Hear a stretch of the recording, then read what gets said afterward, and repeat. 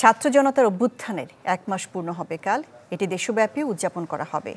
ঢাকা বিশ্ববিদ্যালয়ের ছাত্র শিক্ষক মিলনায়তনে সংবাদ সম্মেলনে এ কথা জানিয়েছেন বৈষম্য বিরোধী ছাত্র আন্দোলনের সমন্বয়করা। তারা জানিয়েছেন আগামীকাল বিকাল 3টায় রাজু ভাস্কর্য এলাকা থেকে আন্দোলনের শহীদদের স্মরণে শহীদী মার্চ নিয়ে বের হবে ছাত্র জনতা। নিউ মার্কেট, মানিক মিয়া এভিনিউ, শাহবাগ হয়ে কেন্দ্রীয় শহীদ মিনারে গিয়ে শেষ হবে এটি। একই কর্মসূচি পালিত হবে দেশব্যাপী। 6 সেপ্টেম্বর থেকে জেলা ও বিভাগীয় সফরে যাবেন সমন্বয়করা। শুনবেন জনগণের দাবি দাওয়া। তারা বলেন, এক স্বৈরাচারের কবল থেকে মুক্তির পর দেশে যেন আর কোনো স্বৈরাচারের হাতে না যায়, সে ব্যাপারে সবাইকে সতর্ক থাকতে হবে।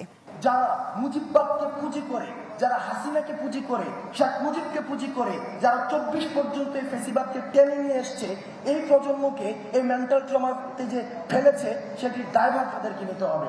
এবং সেটির দায়ভার তারা যদি স্বীকার না করে, তাদের দোষ যদি স্বীকার না করে, তাহলে পরবর্তীতে যে তাদেরকে রাজনীতিতে পুনর্বাসন যে চিন্তাটি করছে, সেই চিন্তাটি তাদের বুমেরাং হবে।